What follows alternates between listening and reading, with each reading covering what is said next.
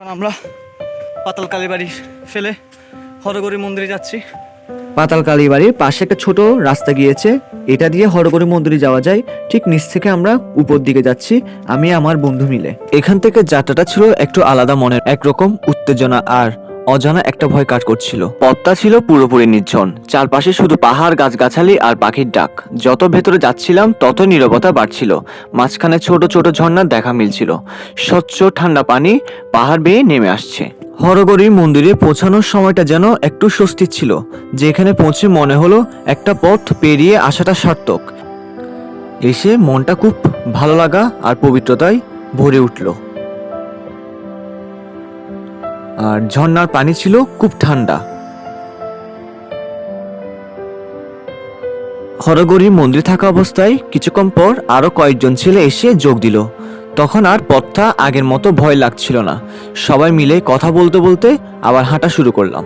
এরপর শুরু হলো সবচেয়ে কঠিন অংশ। পাহাড়ি পথ ধরে একটানা হাঁটা, পা ভারী হয়ে আসছিল, নিঃশ্বাস নিতে কষ্ট হচ্ছিল, শরীরটা ক্লান্তিতে ভেঙে পড়তে চাচ্ছিল। কিন্তু ঠিক তখনই চোখে পড়ছিল চারপাশের অসাধারণ পাহাড়ি সৌন্দর্য। মেঘ, বাতাস, সবুজ পাহাড় সব মিলিয়ে মনে হচ্ছিল প্রকৃতি নিজে আমাদের শক্তি দিচ্ছে। ক্লান্ত লাগছিল ঠিকই, কিন্তু সেই ক্লান্তির মাঝেও ছিল এক ধরনের শান্তি। অনেকটা পথ হাঁটার পর অবশেষে পৌঁছে গেলাম চন্দ্রনাথ মন্দিরে। সেই মুহূর্তটা ভাষায় প্রকাশ করা কঠিন।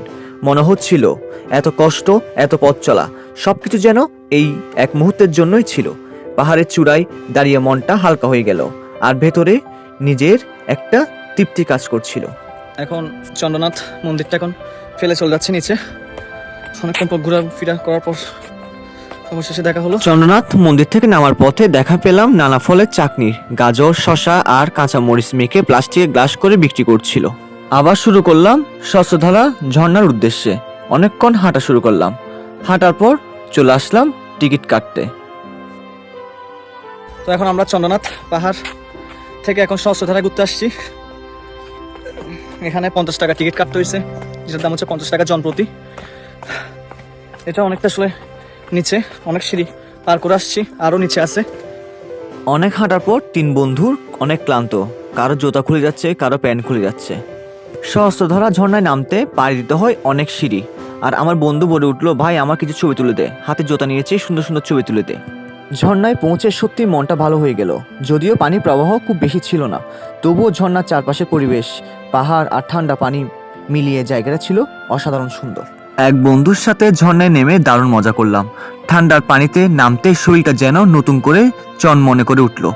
সেখানে স্নান করলাম, হাসি ঠাট্টা করলাম আর ক্যামেরার বন্দি করলাম একের পর এক মজার মুহূর্ত। ভেজার কাপড়, পাহাড়ি বাতাস আর বন্ধুদের সাথে কাটানো সেই সময়টা সত্যি ভুলে থাকার মতো নয়। তো আমরা এখন স্নান করে চলে যাচ্ছি বাড়ির পথে। আর আমার ব্লগটা কেমন লেগেছে অবশ্যই কমেন্টে জানাবেন।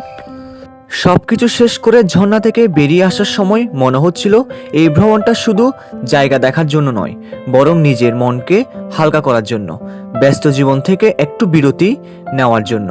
পাহাড়, ঝর্ণা আর বন্ধুদের সাথে কাটানো এই পুরো দিনটাই আমাদের জন্য একটা সুন্দর স্মৃতি হয়ে রয়ে গেল।